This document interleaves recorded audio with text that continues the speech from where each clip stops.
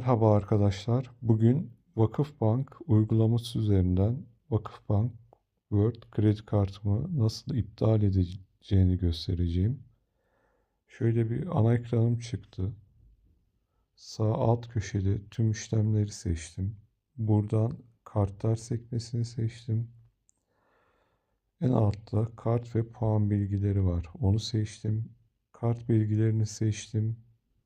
Kart iptal dedim. Burada iptal nedenini seçiyorum.